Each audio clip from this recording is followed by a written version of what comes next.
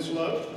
We'd ask our members as well as our guests in the gallery to please stand for the prayer and to remain standing for the Pledge of Allegiance thereafter. Representative Winston.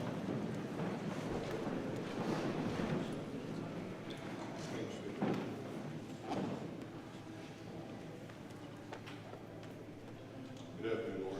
We love you and thank you. Thank you for the blessings you've given us. Thank you for the challenges that help us grow. We're closer to you. Thank you for the honor and blessings to serve our great state of North Carolina. Help us not forget that you made us few out of many to do your will. Lord, I pray for those that do not know Christ. Send us out each day to do your will so that others will know your word and his salvation. Please watch over us, guide us, and lead us. We love you and thank you. Amen.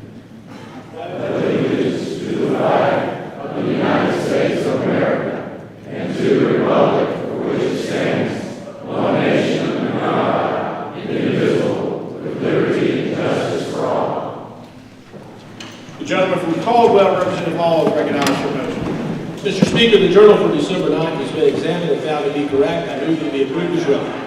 Representative Hall moves the journal for December 9th to be approved as written. Those in favor will say aye. Aye. Those opposed, no.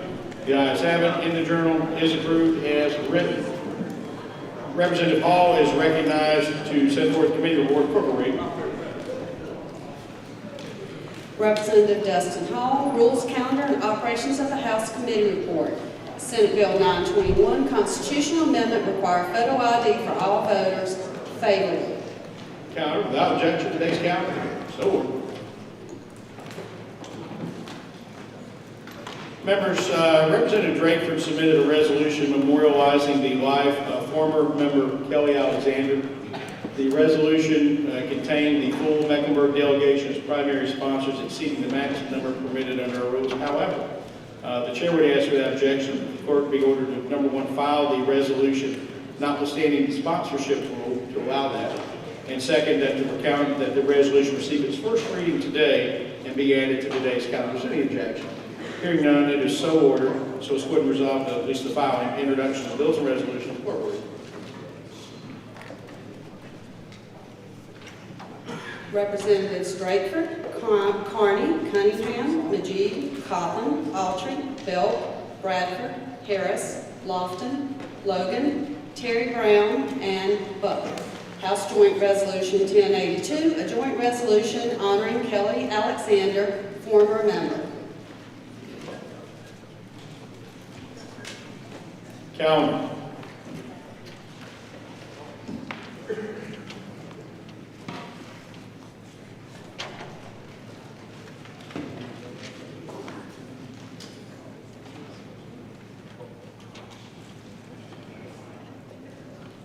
Senate Bill 921, Coverup.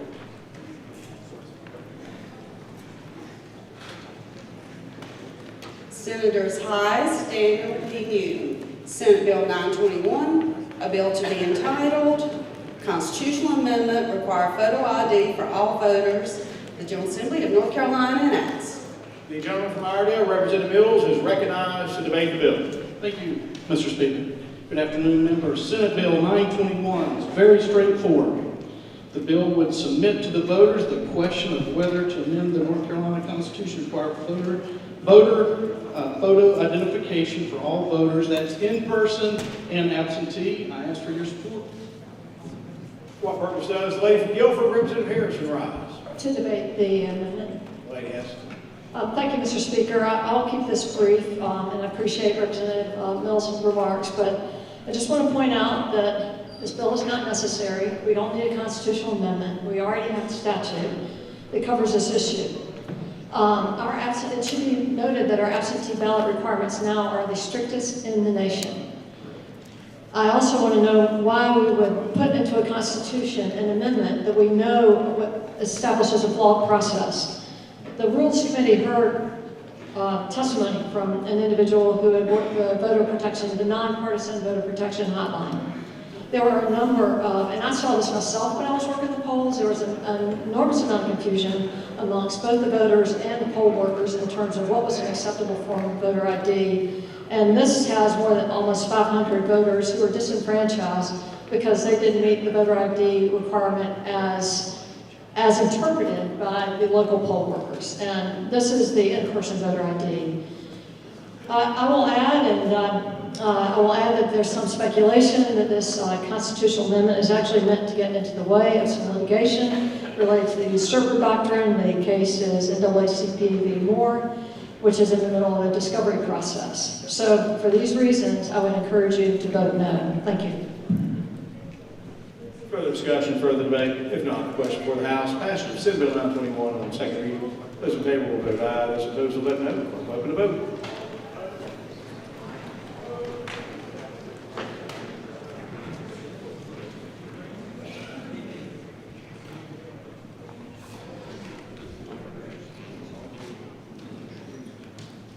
Representative John, vote. Clerk will lock the machine and record the vote. 73 having voted the affirmative, 45 in the negative. Senate Bill 921 passes second reading. Without objection, we go third time. The General Assembly of North Carolina enacts. Question for the House. Passage of Senate Bill 921 on third reading. Those in favor will vote aye. Those opposed will vote no. Clerk, open the vote.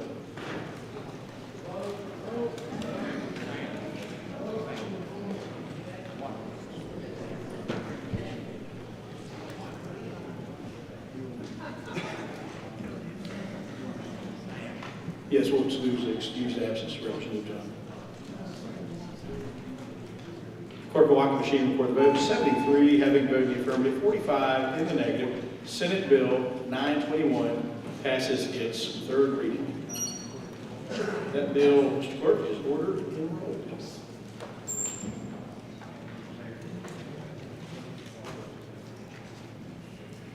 Representative Reese, the gentleman approach the dais, please. As well as the rules chair and the majority leader.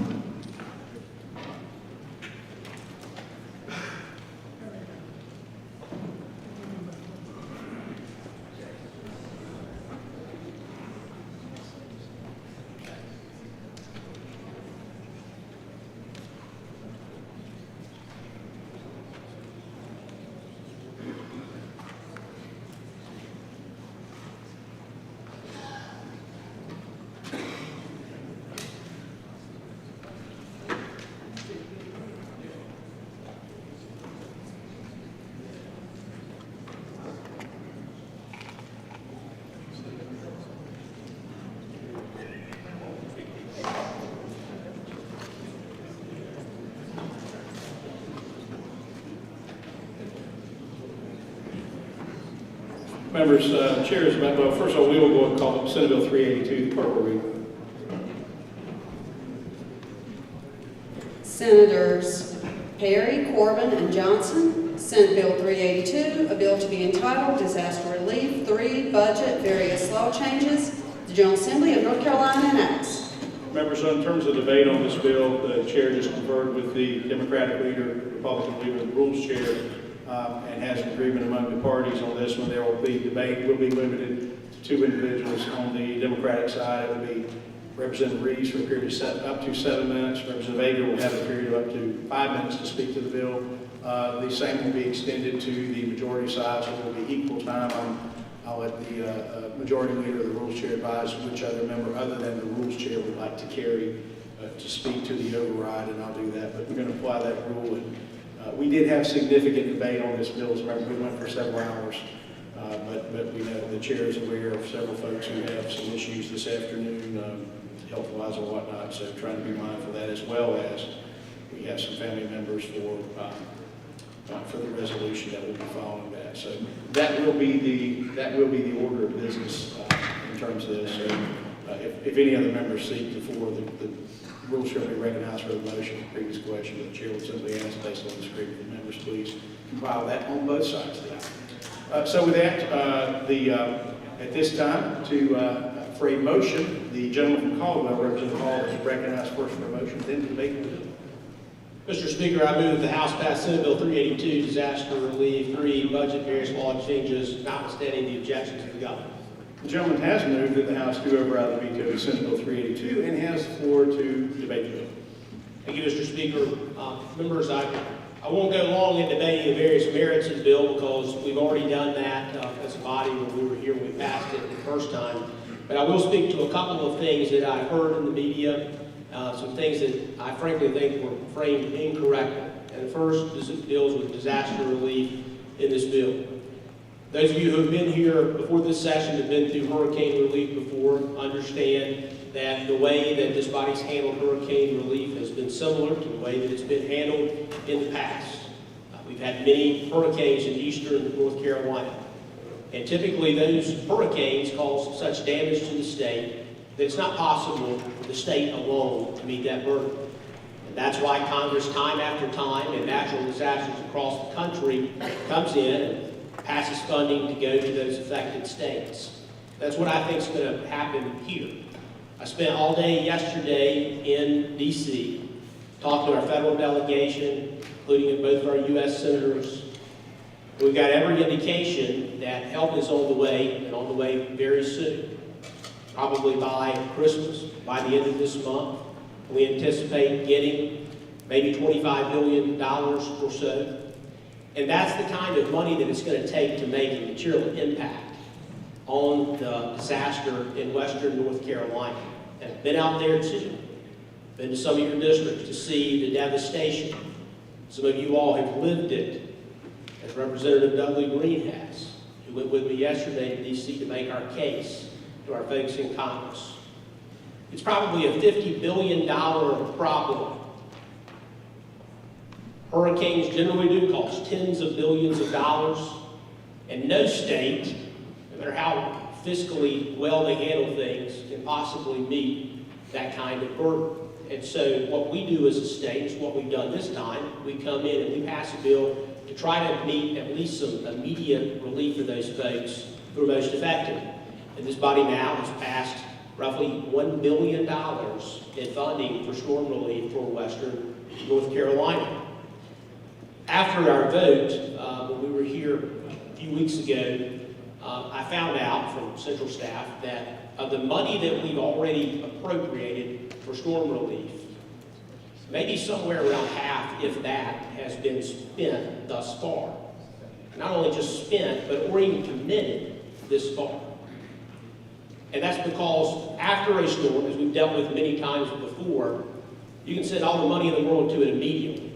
But you've got to go out and figure out where the need lies. And the damage area is so great that it takes time for folks to figure out where does the money need to go. And again, that's why the billion we've already sent has not been spent. And we're now at least a couple of months out from the hurricane. And so it's nothing unusual the way this body's handled this particular storm relief, which is why it's so disappointing to see the arguments that some have made that this body is not taking care of our folks who have dealt with disaster. Well, let me tell you what I plan to do as we come into the next session. We're going to have to come in and take a look at the way NCOR and other groups deal with hurricane relief. We see now in eastern North Carolina, 8 years later, over 1,000 people are still living in a hotel or otherwise not having their homes rebuilt. We heard testimony a few weeks ago from the director of NCOR that essentially they've lost hundreds of millions of dollars. They didn't keep track of it. And that's not surprising from a government bureaucrat, but what's infuriating about it is when you're dealing with folks whose their sole job is to get people back in their homes. Think about 8 years of being out of your home. Eastern North Carolina is flat, a little bit easier to build there than it is in western North Carolina. Topography is more difficult. If it took them 8 years in eastern North Carolina and they're not done yet, I don't know that they'll ever be able to get western North Carolina built. So this body's got a duty to come in when we come in January, and we need to look at it, and we're going to do that because it's a disgrace what's happened in the eastern part of this state. And as I've said before, it should be a national scandal. In my opinion, if the governor were a Republican, it would be a national scandal. But politics aside, the reality of it is it's Republicans and Democrats who don't have their houses in eastern North Carolina. It's Republicans and Democrats who lost their houses in western North Carolina. And what we've got to do as a body is come together to make sure that we fix that. moving forward. And at the same time, you all know well, this state, right now we've got $5 billion or so in our disaster relief fund. We appropriated roughly $1 billion of that. And so even if today we passed a bill sending $5 billion in hurricane relief to western North Carolina, the reality is the $1 billion that's already been sent has not even been spent. Again, it takes time to go in and help these folks in the best way. And I'm not at all confident that the current administration can do that. In fact, I know they can't. I'm hopeful the next administration will be able to do that. I've talked to Governor Stein, expressed to him my desire to see a change up in the way those things are done. He's assured me that he'll do that. I'll take him at his word. This body is entirely committed to helping the folks of the state in storm relief. And so in my opinion, what's happened is a political football has been made out of this bill that's passed towards the end of session. The other thing I'll mention is there's been some comments about the balance of powers in the executive branch. And the reality is in this state, the Constitution gives this body the ability to make certain decisions. And the folks elected this body just as they did Governor-elect Stein coming in. And that's what we've done in this bill. The Board of Elections piece in particular, I'll speak to. You know, in a perfect world, I wish we could have equal numbers of folks from each party on each side of the board, the way the Federal Elections Commission does it, the way many states across our country do that. And we got that passed, and unfortunately, it's tied up in the courts. And so this body decided to go to a different direction. And it did it at the same time that we're seeing local boards of elections across the state approve voters who are obviously not eligible, people who have passed away before Election Day, for example. And that's not in dispute. That's happened, and it's been reported on over and over. And so my only desire, and I know the desire of, frankly, in my opinion, everybody sitting on this floor right now, is that the folks who are eligible to vote be registered and that their vote count. And it needs to be this body making those rules, because that's how our system works. The General Assembly creates the law, the executive goes in and enforces it. And in this bill, part of the executive branch, the state auditor, will do that. I simply disagree with the way that the current State Board of Elections has handled things, preventing parties that are maybe on the right from getting on the ballot, while helping parties who are on the right get on the ballot, while making it very difficult for parties on the left to get on the ballot. And they've had to be sued by people like the Green Party to get on the ballot. And so my point is not to get into every potential example of what I see as abuse of the process by the Board of Elections. But my point is to say our desire simply is that the law be enforced as it's written, no more and no less. And that folks be properly registered and that votes be properly counted. So I hope you'll override this veto. I know that there will be much more to come in storm relief in western North Carolina, and we've got to continue to help those in eastern North Carolina as well. We'll get 8 years out and not back into their homes. When we come back in 2025, I expect to be the speaker of this body, and I can tell you that my sole priority from day one is going to be that hurricane relief. We absolutely cannot let happen what's happened in the past. And every member of this body who wants to join me in that effort, whether you're Republican or Democrat, I'm going to work with you, because it's about helping folks get back into their homes. That's not about politics. This bill provides... Chair would remind the folks in the gallery to please not interrupt the proceedings. The folks in western and eastern North Carolina need our help. And this bill does more than just money. Hurricane relief is not just about money. I've talked about money we've already sent, the fact that it's not already been spent, but it also provides things that really matter to folks regulatory relief for Western North Carolina, delaying their payments on licenses, and certain other issues they shouldn't have to deal with while they're out of their homes, dealing with issues like building codes to make sure that people have a warm place to sleep while the state comes in and tries to help them. If we don't override this veto today, those people will have to wait another at least 40 days to get that relief. So I bet if you ask those folks who are there on the ground now, does that matter to you? I'll tell you that it does. This bill gives them that relief immediately.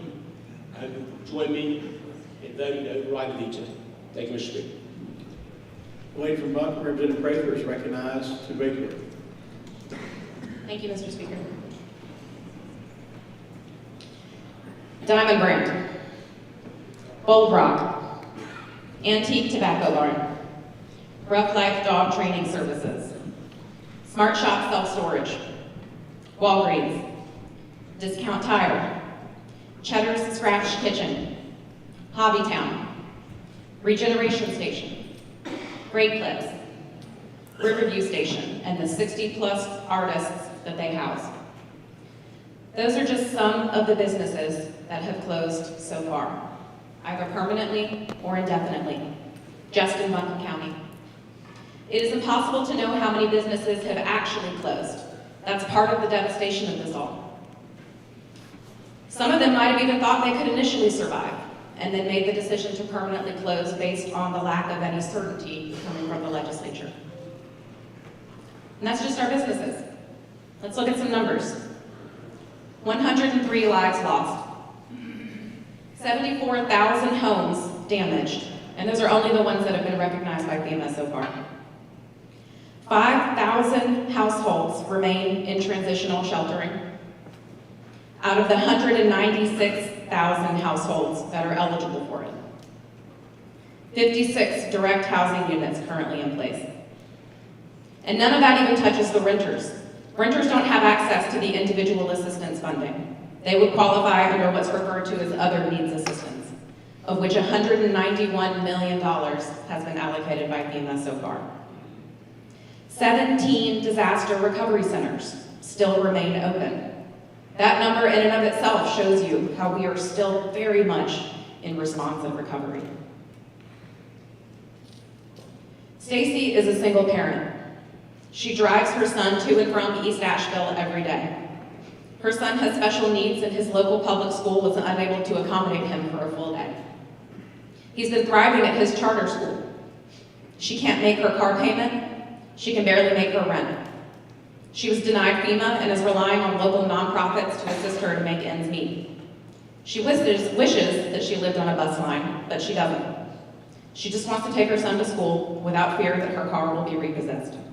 She needs more help. Zoe is in the service industry. She's worked at the Grove Park Inn for 2 years at the highest end restaurant there. It's been closed since September 27th and will not reopen until December 19th. 5 of her colleagues have already moved away from Western North Carolina because they simply could not afford to wait for help. She misses her coworkers who became like family. For individuals like Zoe, the majority of her annual income is earned from April to December. She's worried she won't be able to pay her bills or pay the rent. She needs more help. Tanya is a lifelong resident of Western North Carolina and lived in her home for 45 years. She lost everything from Hurricane Helene. She was told that she was approved for a FEMA trailer to be placed on her property for temporary housing. However, this was blocked because she's in a floodplain. She also cannot rebuild unless she is 10 feet above the water line. At over 80 years old, her long-term ability to traverse steps required for access would be challenging. She did all the right things. She owned her home, had homeowners insurance, had flood insurance, but they paid a meager amount that won't come close to allowing her to replace her home. She needs more help. Every legislator in this chamber has received hundreds, if not thousands, of emails asking us to sustain this veto. Please, please, vote for Western North Carolina. The gentleman from Buncombe, Representative Vader, is recognized to debate the bill. Thank you, Mr. Speaker. I rise again disappointed today. As we all know, Hurricane Helene just hit Western North Carolina. It was the deadliest hurricane that this state has seen since 1857. It's not just a weather hurricane. This is a different story. You know, this bill just doesn't meet the moment, and it doesn't meet North Carolina's values. And we ought to vote to uphold the governor's veto. Our state's motto is something that I've always tried to live up to. Esse quam videre, to be rather than to seem. And this bill just seems to do something to help. It doesn't actually do it. And that's the real problem. The people of Western North Carolina, as you've heard here and have heard, yesterday and today, people need help. And this bill just doesn't get it to them. I realize we've put some money out there, but it hasn't gotten into the hands of the people that need it because it's not directed that way. It's directed to a lot of other institutions and governments and other things like that. You know, in the mountains, this isn't a political issue. We're all on the same side of the mountains. People are suffering and they need help. In 2018, Hurricane Florence hit Duplin, and Duplin and Onslow and Pender and Sampson and New Hanover, Brunswick counties. It was devastating. And the North Carolina General Assembly stepped in to help. Within 3 months of that disaster, the General Assembly allocated $1.5 billion for relief. We're now at the 3-month mark for Helene, and we know where we are. That money went to homeowner, to repair homes. That money went for affordable housing. It was funds for farmers. For Helene, which by all estimates that I've seen, is about 3 times the value of Florence. And we've allocated 2/3 as much money at the 3-month mark, just to balance the two against each other. I struggle every day and wondering what I'm supposed to tell my friends, my family, my neighbors, when I go down the food line to pick up groceries. The only grocery store in my little community. Do I just tell them, what they already suspect? That we're just, too far away from Raleigh for the state to really pay attention? That's what they already think. That's what people in Western North Carolina think. Buncombe County's gone from the lowest unemployment in the state to the highest unemployment in the state in 3 months.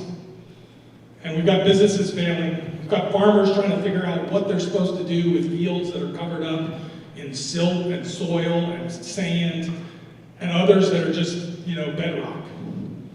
We had a committee meeting this morning, which is a good first step. But it's been 3 months. We've been down here a couple of times, and we should have done more sooner. We talk about figuring all this out. The people in North Carolina are tired of hearing that help is on the way. It's not coming. And that's the way people feel. So we've just got to do better.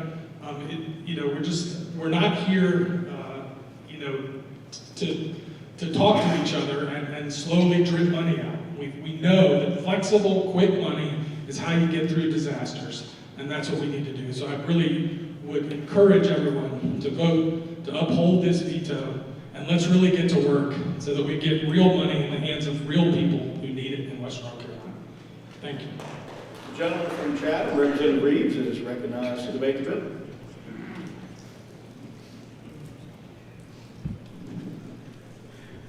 Thank you, Mr. Speaker.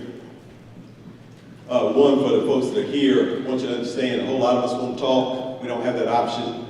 For those that don't follow the House, I think to say it was a negotiation is a little overstated. We get told what we're going to do, and that's kind of what we have to do.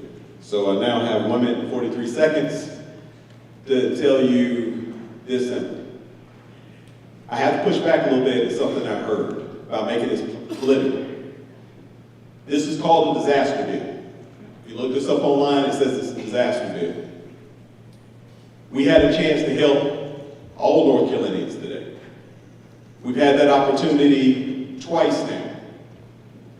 We don't even have to come back for session at these times. So if we're coming back in the midst of the worst disaster that we've had in the history of this state, I would have loved for us to use this as an opportunity to put everything about our politics aside and maybe even show the country that the right thing to do is to worry about the people. We may have had other plans until the disaster hit, just like the people in Western North Carolina had other plans before the disaster hit. But when disasters hit, you recognize one thing: all that other stuff doesn't matter anymore. We need to help people get their lives back. That's what we should have been doing today. That's what we should have done a month ago. That's what I wish we would concentrate on. But what I've heard today is a focus on politics, and I am disappointed sorely. So I am sorry to the people of Western North Carolina that we did not take the opportunity that we had today to do the right thing by you, to decide that it's not worth the politics. But I will tell you in these last 10 seconds, there are at least 49 people here who have not forgotten what you're going through. And we're here for you, and we will keep fighting for you. Thank you. For the final speaker on this bill, the gentleman from Avery, Representative Green, is recognized to make. Thank you, Mr. Speaker. I'm not going to spend a lot of time talking about the election provisions in this bill. My colleague has spoken on those eloquently, and I think they're adequately addressed. I want to speak to you a little bit about hurricane relief.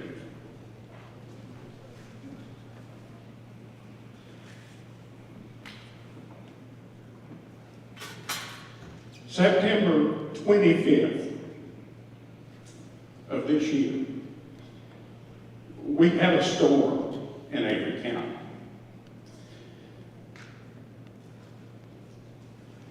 Our bridge, the water had come up to such a point where my family and I decided we needed to cross the creek, keep from being cut off. And fortunately, I have a sister that lives right over there. So we left the home place that both my sister and I had lived in as we were growing up and went over there. Got by fairly unscathed that night, although we recognized when we went back across the bridge to go back over there to the house, the water had already washed the pavement up off the driveway. So, and we were saying to ourselves, but the hurricane hadn't hit yet. It's still coming. So the next night, we'd already planned. We just need to go on over to my sister's house. And along about dark, that's what we did. We spent that night, and it was raining. Wind was blowing like crazy. We spent that night taking turns, getting up, looking to see, and I'm talking about now a creek that is 4 to 6 inches deep, usually, and about maybe 8 feet wide. And we began watching that thing. And we would get up every hour or two and look out. And there's 2 bridges there on that property. And the water gets over the low water bridge fairly regularly, and we always know that's the signal when we really need to pay attention to the high water bridge. And throughout the night, we looked and we said, well, it's not up to the high water bridge yet. So maybe we're going to get by this time. But we went on, and just about everybody in the house got up. My sister, my brother-in-law, my wife and I, my son, my daughter-in-law, actually her sister and their dog. We were all piled piled up in there in my sister's house. Daylight came and we said, well, maybe we're good. Maybe we're good. This thing's only supposed to last till about 11 or 12 o'clock today. Maybe we're going to get by. As the day went on, we kept saying that. As we watched that 8-foot wide creek get over down below our house, probably 50 feet wide, and rushing water. Somewhere along about 10:30, 10 or 10:30, a culvert from the road above us appeared on our upper bridge.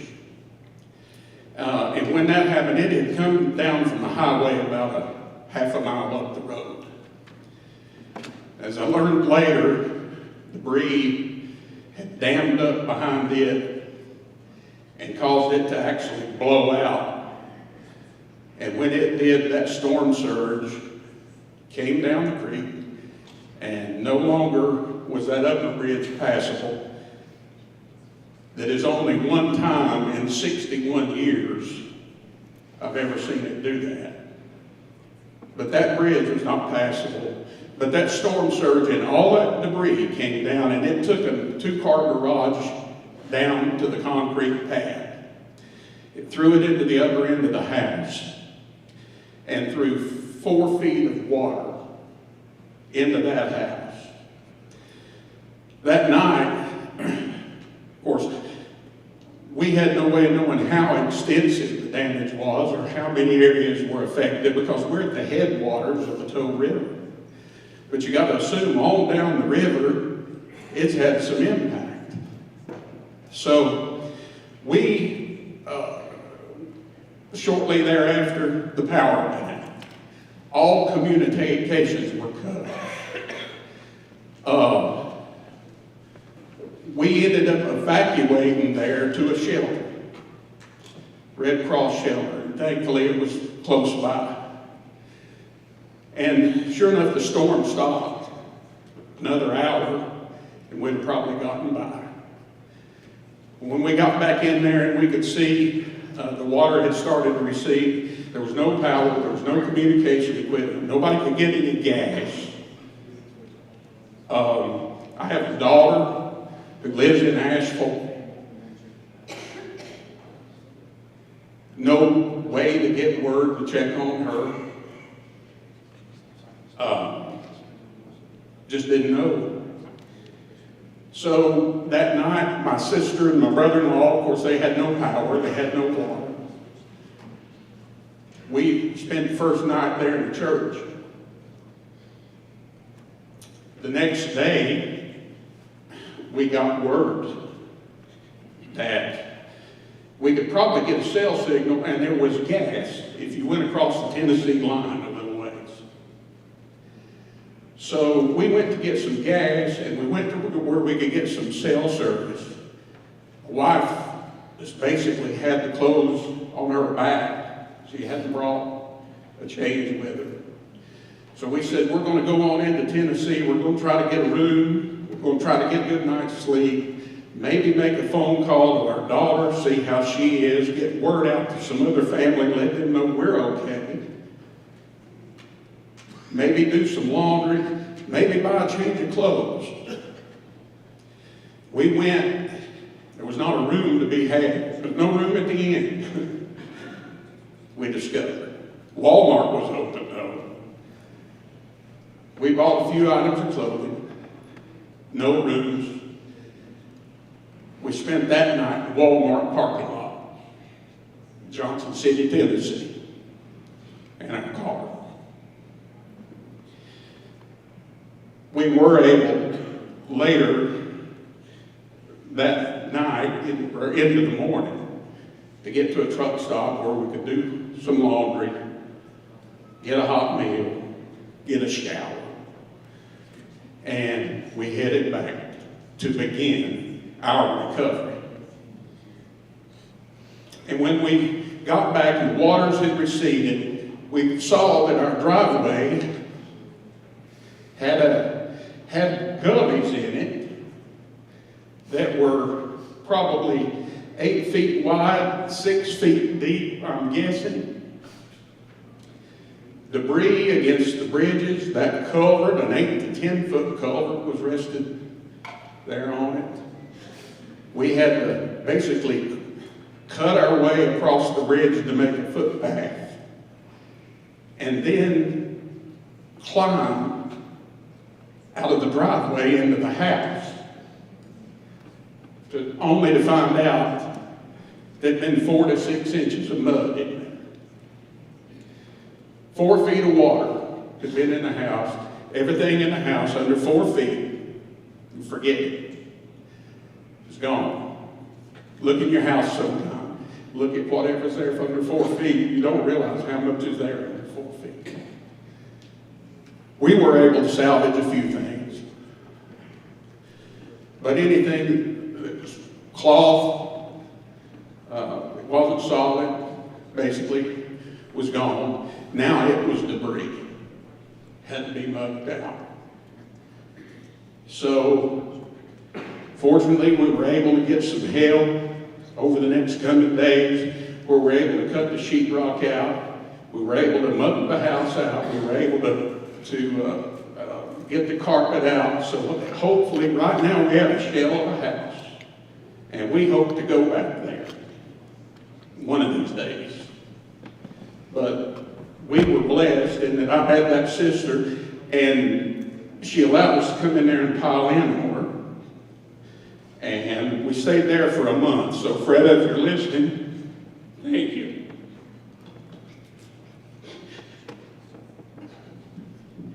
Now, I've heard help's not coming. But I'm going to tell you that from the day the hurricane happened, there was help there. Because we started looking up, and it wasn't necessarily the government, although local government was very involved, and I spent just about every day, sometimes 3 and 4 times a day, in contact with my local government, trying to see if they were getting what they needed from the state, and the answer was usually always yes. There was a few times that they said, well, we need some help with this, or we need some help with that, and I made a phone call or two to some of the state agencies, and when that happened, the help was there. But volunteers, church groups, faith-based places, organizations were there. Help was there. I've heard help's not coming. It has been there in western North Carolina. And in my yard, hauling off debris, in my house, helping me get my appliances out. Help has been there. It's not as plentiful as it once was, obviously. The urgency of the thing has kind of died away a little bit. And I guess that's natural. But we are past, I think, and this is where we are past response and we're into recovery. And right there is the difference. The response has been great. And let me thank all those organizations, all those volunteers, all those state agencies, all those local governments that were in there and involved in this from day one. Thank you. You have been of help.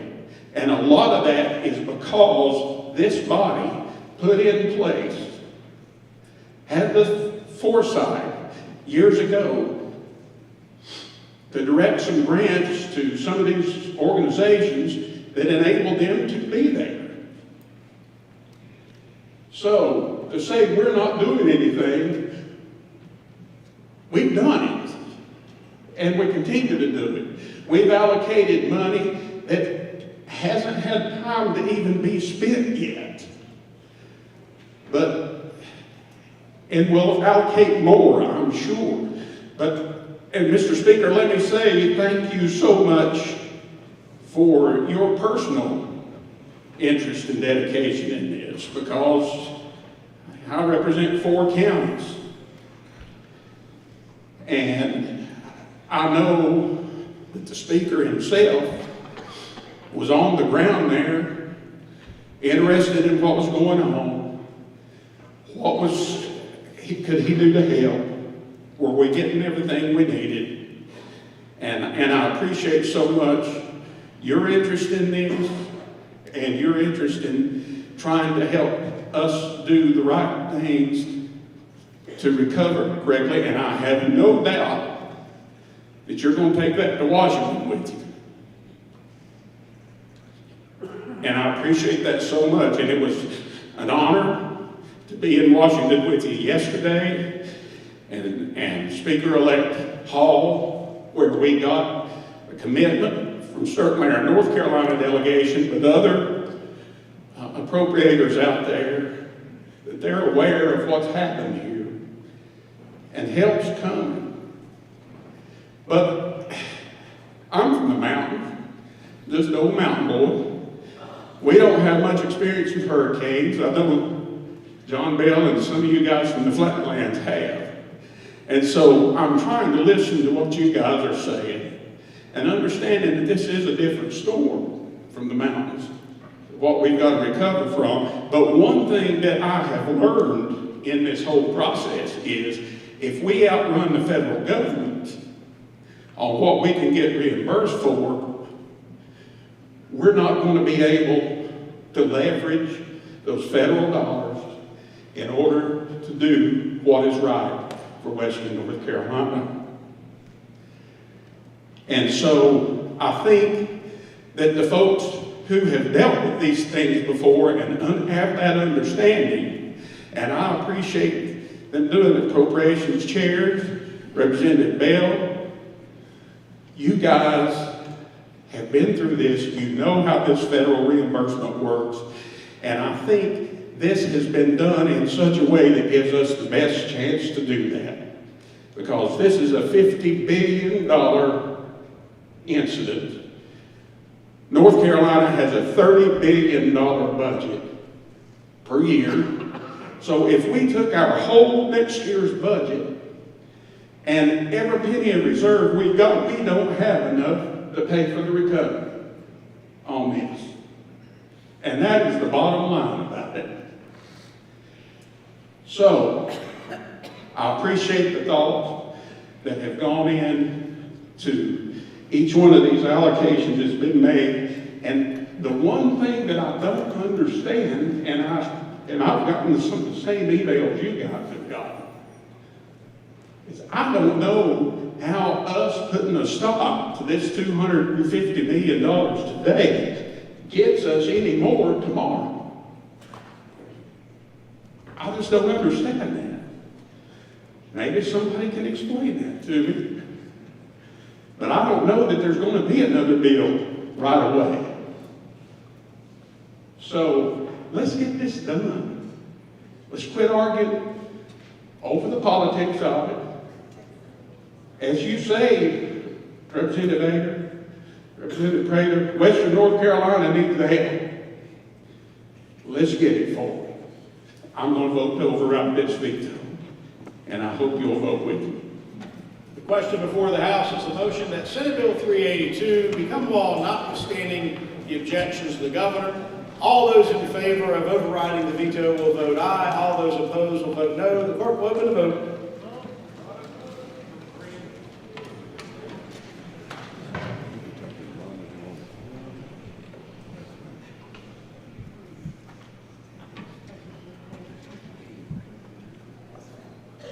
The clerk will lock the machine and record the vote. 74 having voted in the affirmative and 44 in the negative. The motion carries. Having passed by the requisite 3/5 vote, the House has overridden the governor's veto, and the bill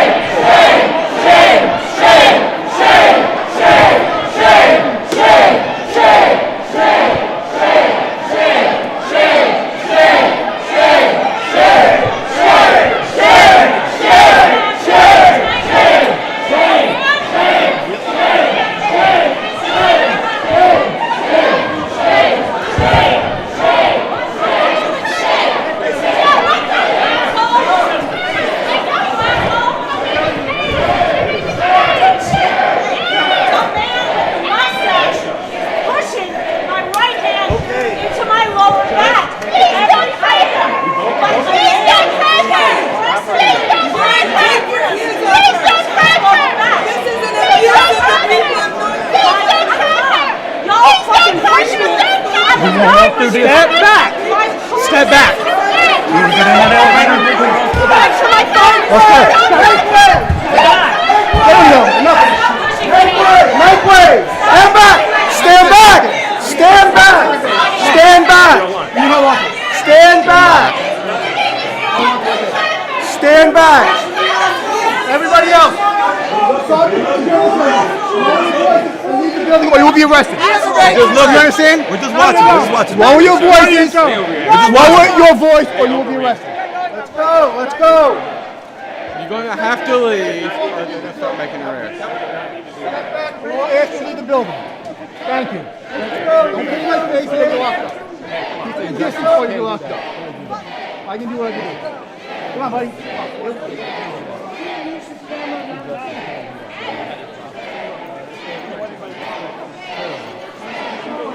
Y'all probably don't even know what the fuck the deal was about.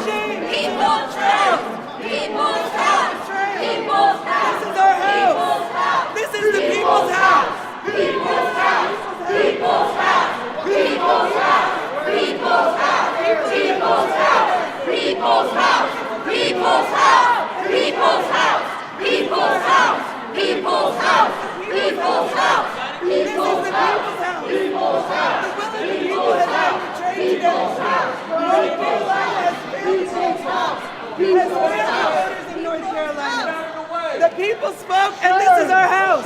Don't put your hands on people. Don't put your hands on people. Let's go. Down the stairs. Shame.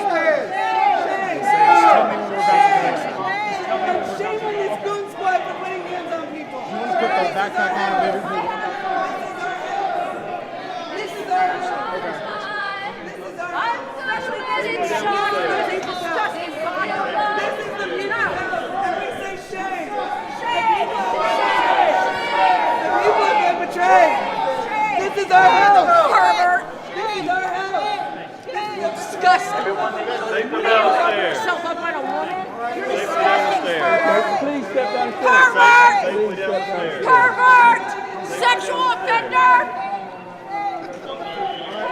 going down the stairs.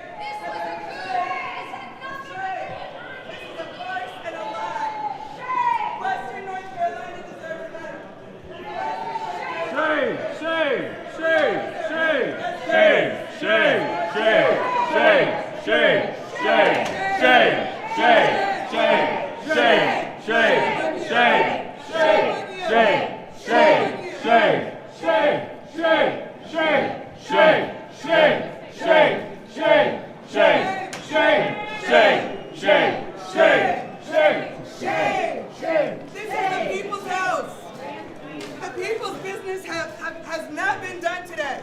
Western North Carolina deserved better. We all deserve better. This is a betrayal. Both doors work. Opening both.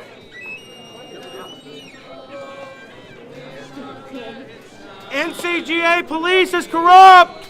Yes, they are. I have it on videotape.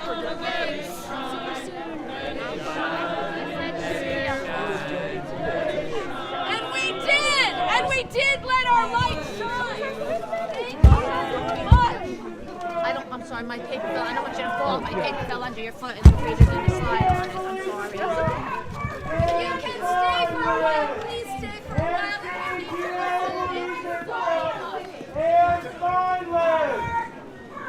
I need these people to act like they got some sense. Some of these people are not doing it. Reverend Barber was pissed.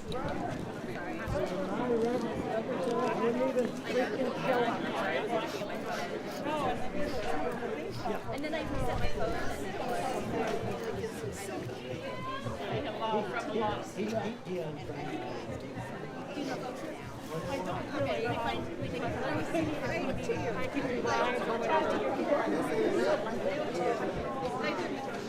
NCGA police is corrupt! All right, let's gather up. Circle around, folks. Circle around. Come on in, Team Democracy. Come on in. Come on in, come on in. Come on in. Come around close. Come around close. Come on, get close, get close. Well, bring it in. Yeah, there's a lot of stepped up. There's not much to say to redeem that vote because that's an irredeemable vote and a damnable shame. I'll do my best. I will do my best. One of our sisters was arrested, as many of you saw, in a totally unnecessary show of force that was also assaulting other members of our our family here, including folks who were in position and wanting to express their First Amendment right of protest, and were instead forcibly removed. Instead, this is not what we expected of the police. That type of violence. They usually don't try to show it like that, but they're clearly we're in a new day. Yeah. And we are going to need everyone to go support Ann. What's Ann's last name? Humphreys. Down at the jail later tonight. Someone look up the address. I used to have it memorized. Hammond Road. What's that? We'll work on bail now. I mean, there's bail in place. So and we'll direct people to it. Yeah, we're going to have to pay close attention to what happens next. 3301 Hammond Road. Some of us might stay here for a minute just to try to keep eyes on her. I know first, but this is a gut blow. And it looks like one of the Democrats swapped. Yep.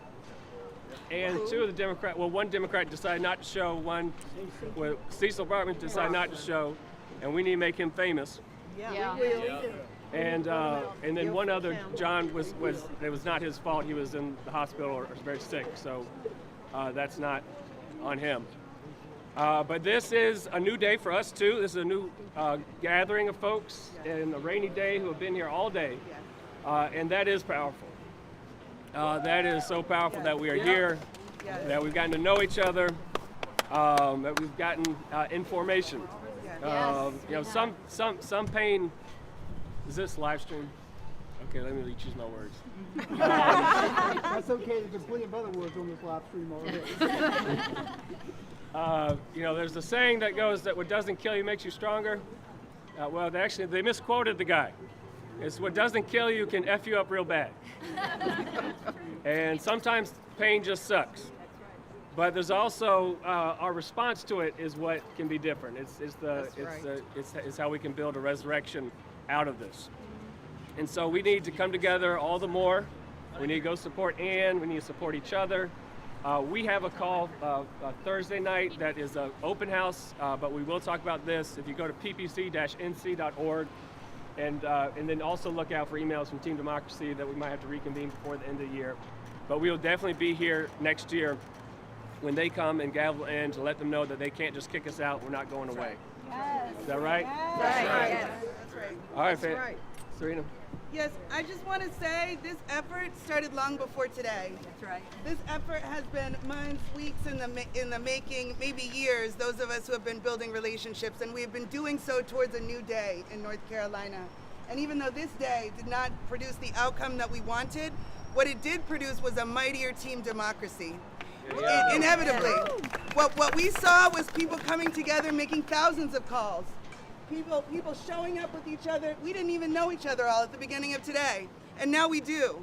If you haven't met the person standing next to you, please do before you walk away from this place, because we will need each other in the time to come.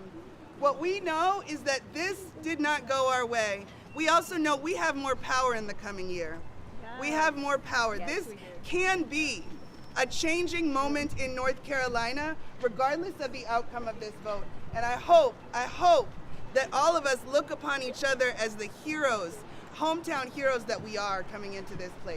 Right, our people deserve us to stand in the gap when our legislators do us wrong, and we did that today. I am proud to stand with you. We are proud to stand together, and we are going to keep building from here. Amen. That's right. Damn That's sure. Damn sure. If it's all right, Ricky, you got a song for us?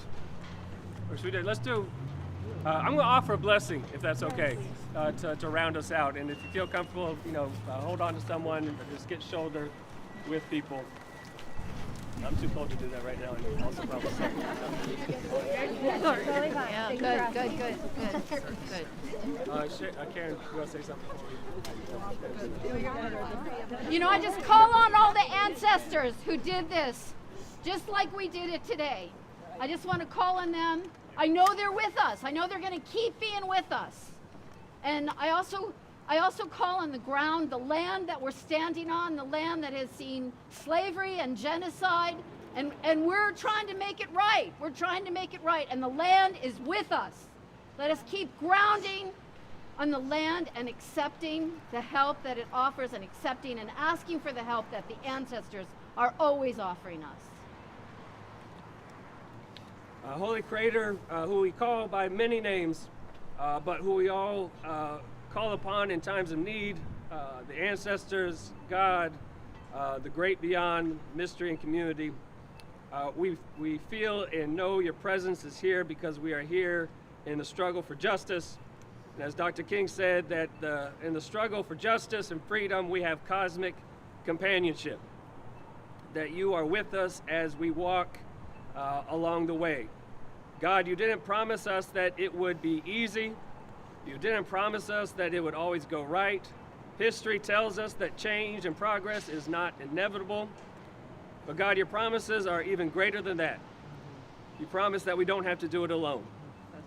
That we will be shoulder to shoulder with people along this way, pilgrims in this journey, who will pick us up when we fall down, who will speak when we can't speak, who will walk when we can't walk, and who will be there to welcome us back when we have rested.